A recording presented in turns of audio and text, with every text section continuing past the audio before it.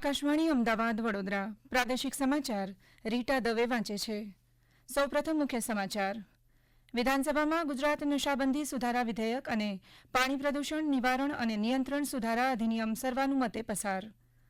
કોંગ્રેસના તમામ સભ્યોને વિધાનસભા ગૃહમાંથી એક દિવસ માટે સસ્પેન્ડ કરવામાં આવ્યા.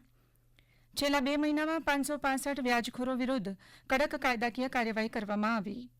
આવકવેરા વિભાગ દ્વારા ઉત્કૃષ્ટ કામગીરી બદલ દેશના 29 અધિકારીઓનું સન્માન, રાજ્યના વલસાડના આવકવેરા અધિકારીનો સમાવેશ અને હવામાન વિભાગ દ્વારા આગામી 5 દિવસ માટે રાજ્યના તમામ જિલ્લાઓમાં ગાજવીજ સાથે વરસાદની આગાહી. સમાચાર વિગતવાર. વિધાનસભામાં આજે ગુજરાત નશાબંધી સુધારા વિધેયક અને પાણી પ્રદૂષણ નિવારણ અને નિયંત્રણ સુધારા અધિનિયમ 2024ને સર્વાનુમતે પસાર કરવામાં આવ્યા.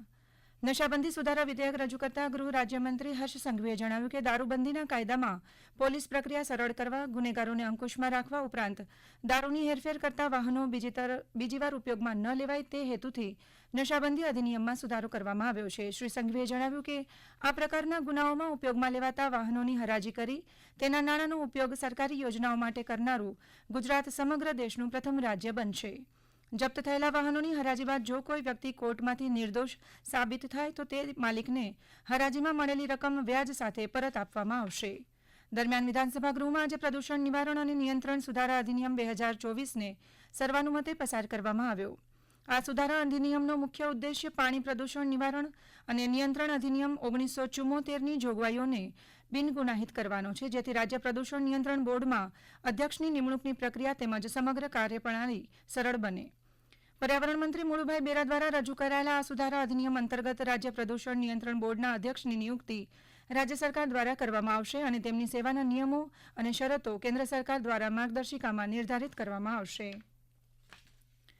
ચોમાસુ સત્રના બીજા દિવસે આજે કોંગ્રેસના તમામ સભ્યોને વિધાનસભા ગૃહમાંથી એક દિવસ માટે સસ્પેન્ડ કરવામાં આવ્યા હતા. વિપક્ષ દ્વારા રજૂ કરાતા પ્રશ્નોને ગૃહમાં તક અપાતી નથી તેવા આક્ષેપ સાથે કોંગ્રેસના ધારાસભ્યોએ સભાત્યાગ કર્યો હતો. સંસદીય મંત્રી ઋષિકેશ પટેલે વિપક્ષના તમામ સભ્યોને સસ્પેન્ડ કરવા મૂકેલી દરખાસ્તને મોટી સંખ્યામાં ટેકો મળતા અધ્યક્ષે કોંગ્રેસના તમામ ધારાસભ્યોને આજના એક દિવસ માટે સસ્પેન્ડ કર્યા હતા. આ ઘટના અંગે સંસદીય બાબતોના મંત્રી ઋષિકેશ પટેલે આ મુજબ જણાવ્યું. માનનીય અધ્યક્ષશ્રીએ કહ્યું કે આ પ્રશ્નોત્તરીનો સમય પૂરો થાય એટલે પછી તરત જ હું તમને તક આપું છું.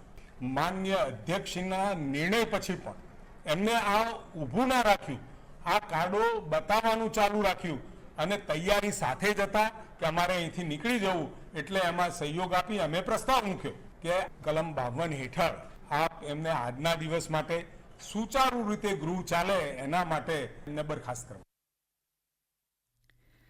જ્યારે આ અંગે પ્રતિભાવ આપતા વિપક્ષના નેતા અમિત ચાવડાએ આ મુજબ જણાવ્યું. માનનીય અધ્યક્ષશ્રીએ જો કાર્યવાહી કરી હોત તો સમજી શકાત, પણ બહુમતીના જોરે સત્તા પક્ષે આ નશાબંધી કાયદામાં ચર્ચામાંથી બાકાત રાખવા માટે કોંગ્રેસના ધારાસભ્યોને સુનિયોજિત રીતે પ્રસ્તાવ લાવીને સસ્પેન્ડ કર્યા છે. ગૃહ રાજ્યમંત્રી હર્ષ સંઘવીએ જણાવ્યું છે કે છેલ્લા 2 માસ દરમિયાન 565 વ્યાજખોરો વિરુદ્ધ કડક કાનૂની કાર્યવાહી કરવામાં આવી છે. વિધાનસભા ગૃહમાં રાજ્યમાં વ્યાજખોરોની વિરુદ્ધ કરવામાં આવેલી કાનૂની કાર્યવાહી સંદર્ભે પૂછાયેલા એક પ્રશ્નના જવાબ આપતા તેમણે આ મુજબ જણાવ્યું. તેમણે વધુમાં ઉમેર્યું કે રાજ્યમાં વ્યાજના દૂષણને ડામવા સરકારે વર્ષ 2023માં અનેક જિલ્લાઓમાં લોન મેળાઓનું આયોજન કરીને 21,000થી વધુ લોકોને 262 કરોડની લોન આપી છે. રાજ્યમાં ઝુંબેશ દરમિયાન યોજાયેલા લોક દરબાર અંગે પૂછાયેલા પૂરક પ્રશ્નનો જવાબ આપતા મુખ્યમંત્રીએ જણાવ્યું કે રાજ્યના લોકો અને પોલીસ તંત્ર વચ્ચેનું અંતર ઘટે અને મુક્ત મને પોતાની ફરિયાદ પોલીસ અધિકારીઓ અને તંત્ર સામે રજૂ કરી શકે તે માટે લોક દરબારનું આયોજન કરવામાં આવે છે. તેમણે ઉમેર્યું કે ગત માસ સુધીમાં રાજ્યમાં કુલ 1,648 લોક દરબારો યોજવામાં આવ્યા હતા. ઉપરાષ્ટ્રપતિ જગદીપ ધનખડ આવતીકાલે અમદાવાદ અને ગાંધીનગરની મુલાકાતે આવશે. તેઓ ગાંધીનગરમાં નેશનલ ફોરેન્સિક સાયન્સ યુનિવર્સિટી ખાતે વિદ્યાર્થીઓ અને પ્રાધ્યાપકોને સંબોધશે. ઉપરાષ્ટ્રપતિ અમદાવાદમાં ગુજરાત યુનિવર્સિટી ખાતે ધર્મ ધમ્મ આંતરરાષ્ટ્રીય પરિષદ ખાતે મુખ્ય અતિથિ તરીકે ઉપસ્થિત રહેશે. રાજ્ય સરકારે વર્ષ 2022 થી 2024ના વર્ષમાં અવસાન પામેલા વિદ્યાર્થીઓના વાલીઓને 31 લાખ રૂપિયાની સહાય ચૂકવી છે. વિધાનસભાના ધારાસભ્ય દ્વારા પૂછાયેલા પ્રશ્નના ઉત્તરમાં શિક્ષણ રાજ્યમંત્રી પ્રફુલ્લ પાનસેરિયાએ જણાવ્યું કે રાજ્યભરમાં વર્ષ 2022-23માં અવસાન પામેલા 14 વિદ્યાર્થીઓના વાલીઓને કુલ 14 લાખ રૂપિયા તેમજ વર્ષ 2023-24માં 17 વિદ્યાર્થીઓના વાલીઓને કુલ 17 લાખ રૂપિયાની સહાય ચૂકવવામાં આવી છે. તેમણે કહ્યું કે કોલેજમાં અભ્યાસ કરતા વિદ્યાર્થીઓના અકસ્માતે અવસાન થાય તેવા વિદ્યાર્થીઓના વાલીઓને રાજ્ય સરકાર શહીદ વીર કિનારીવાલા યોજના હેઠળ 1 લાખ રૂપિયાનું વીમા કવચ પૂરું પાડે છે. આ સહાયમાં રાજ્ય સરકારે કોઈપણ પ્રકારની આવક મર્યાદા રાખી નથી. આ સમાચાર આપ આકાશવાણીના અમદાવાદ વડોદરા કેન્દ્ર પરથી સાંભળી રહ્યા છો, જે આપ અમારી YouTube channel AIR news Gujarat પર પણ સાંભળી શકશો. વધુ સમાચાર માટે આપ અમારા ટ્વિટર હેન્ડલ AIR_news_ABAD ને ફોલો કરી શકો છો. રાજ્ય સરકારે બનાસકાંઠાના રાહ ચાંગડા લુવાણા મોરથલ તેમજ લુવાણા બવેરાના કુલ 20 કિલોમીટરથી વધુના માર્ગને દ્વિમાર્ગીય બનાવવા 32 કરોડ રૂપિયાની રકમને મંજૂર કરી છે. આ બે રસ્તાઓની હાલની 4.5 મીટરની પહોળાઈને વધારીને 7 મીટર કરીને દ્વિમાર્ગીય બનાવવામાં આવશે.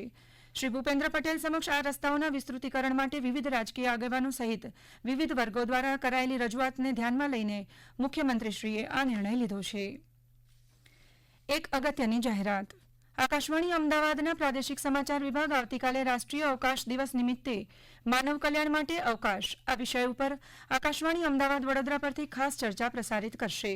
આ ચર્ચામાં ઇસરોના નિવૃત્ત વૈજ્ઞાનિક CM નાગરાણી અને આકાશવાણી અમદાવાદના સંવાદદાતા અપર્ણા ખોટ ભાગ લેશે. આ કાર્યક્રમ આકાશવાણી અમદાવાદ વડોદરા કેન્દ્ર પરથી આવતીકાલે રાત્રે 8:30 વાગે પ્રસારિત થશે. અગત્યની જાહેરાત પૂરી થઈ. મુખ્યમંત્રી ભૂપેન્દ્ર પટેલે સોશિયલ મીડિયા પ્લેટફોર્મ એક્સ પર જણાવ્યું કે ભારત અને પોલેન્ડના સંબંધોમાં ગુજરાતની ભૂમિકા ઇતિહાસના પાનામાં સુવર્ણ અક્ષરોમાં સંચવાયેલી છે. ઉલ્લેખનીય છે કે હાલમાં પોલેન્ડની મુલાકાતે ગયેલા પ્રધાનમંત્રી નરેન્દ્ર મોદીએ ગઈકાલે વોર્સોમાં સ્ક્વેર ઓફ ગુડ મહારાજા ખાતે નવાનગરના જામ સાહેબ દિગ્વિજયસિંહ જાડેજાના સન્માનમાં બનાવેલ સ્મારક પર શ્રદ્ધાંજલિ અર્પણ કરી હતી. પવિત્ર યાત્રાધામ વિકાસ બોર્ડ દ્વારા મહેસાણા જિલ્લાના બહુચરાજી મંદિરમાં અંદાજિત 80 કરોડ રૂપિયાના ખર્ચે 86.1 ફૂટ ઊંચું મુખ્ય શિખર બનાવવામાં આવશે. આ સાથે મંદિરની બંને બાજુ પહોળું અને ઊંચું ભવ્ય મંદિરનું નિર્માણ કરવામાં આવશે.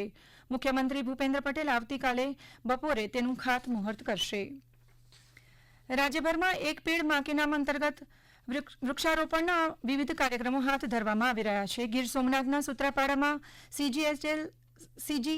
CHCL ફાઉન્ડેશન દ્વારા 1000 વૃક્ષોનું વાવેતર કરાયું. આ ઉપરાંત ખેડૂતોની આવક વૃદ્ધિ માટે રાહત દરે 18,000 ફળના રોપાઓનું તેમજ 300થી વધારે ખેડૂતોને તેનું વિતરણ કરવામાં આવ્યું. મોરબીના હળવદ તાલુકા પંચાયત અને વન વિભાગના સંયુક્ત ઉપક્રમે વન મહોત્સવની ઉજવણી કરાઈ, જેમાં 31,000થી વધુ રોપાઓનું વાવેતર કરવામાં આવ્યું. બીજી તરફ મહેસાણા જિલ્લામાં પણ વિવિધ સ્થળોએ અભિયાન અંતર્ગત વૃક્ષારોપણના કાર્યક્રમો યોજાયા. વલસાડ આવકવેરા વિભાગને 165 વર્ષ પૂર્ણ થતાં ઉત્કૃષ્ટ કામગીરી કરવા બદલ નવી દિલ્હી ખાતે દેશના 29 અધિકારીઓનું નાણામંત્રી નિર્મલા સીતારામનના હસ્તે વિશેષ સન્માન કરવામાં આવ્યું. જેમાં વલસાડના આવકવેરા અધિકારી ધર્મેન્દ્ર ટેકવાણીનું 53 વર્ષ જૂની 10 કરોડથી વધુની વ્યાજ સાથેની વસૂલાત કરવાની ઉત્કૃષ્ટ કામગીરી બદલ સન્માન કરવામાં આવ્યું. ઉલ્લેખનીય છે કે શ્રી ટેકવાણી હાલ સેલવાસ ઇન્કમટેક્સ વિભાગનો હવાલો સંભાળી રહ્યા છે. તેમની આ સિદ્ધિ બદલ ઉચ્ચ અધિકારીઓ દ્વારા શુભેચ્છાઓ પાઠવવામાં આવી રહી છે. આજે સવારે 6 વાગ્યાથી સાંજના 6 વાગ્યા સુધીમાં રાજ્યના 43 તાલુકામાં હળવાથી મધ્યમ ભારે વરસાદ નોંધાયો. સૌથી વધુ 3 ઇંચ વરસાદ અરવલ્લીના મોડાસા તાલુકામાં, જ્યારે ગાંધીનગર જિલ્લાના માણસા અને પાટણની સરસ્વતી, ભાવનગરના મહુવા તાલુકામાં 1.5 ઇંચ અને પાટણ તથા ઊંઝા તાલુકામાં 1 ઇંચ વરસાદ નોંધાયો. લાંબા વિરામ બાદ આજે બપોરે અમદાવાદના કેટલાક વિસ્તારોમાં ભારે ગાજવીજ સાથે ધોધમાર વરસાદ વરસતા લોકોને ગરમીમાંથી રાહત મળી છે. 1 કલાકના સમયગાળામાં સરેરાશે 1.5 ઇંચ વરસાદને પગલે નીચાણવાળા વિસ્તારોમાં પાણી ભરાયા હતા. જગતપુર, પાલડી, ચાંદખેડા, વાસણા, આશ્રમ રોડ વગેરે વિસ્તારોમાં 2 ઇંચ જેટલો વરસાદ નોંધાયો. ધોધમાર વરસાદને કારણે અખબારનગર અને મીઠાખળી અંડરબ્રિજ બંધ કરવાની ફરજ પડી. હવે સાંભળીએ કેટલાક સમાચારો સંક્ષિપ્તમાં. દ્વારકાના સુદર્શન સેતુના ઓખા તરફ આવેલા છેડથી બેટ દ્વારકાના શ્રી દ્વારકાધીશ મંદિર સુધી ભારે વાહન તથા ખાનગી બસોની અવરજવર પર પ્રતિબંધ મુકાયો. આગામી 27 ઓગસ્ટ સુધી કડાણા APMCના ચેરમેન તરીકે અંબાલાલ પટેલ અને વાઇસ ચેરમેન તરીકે PS પટેલની વરણી કરાઈ. સાબરકાંઠા જિલ્લા કલેક્ટરે દેલવાડા ગામે પ્રાકૃતિક ખેડૂત DK જોશીના પ્રાકૃતિક મોડેલ ફાર્મની મુલાકાત લીધી.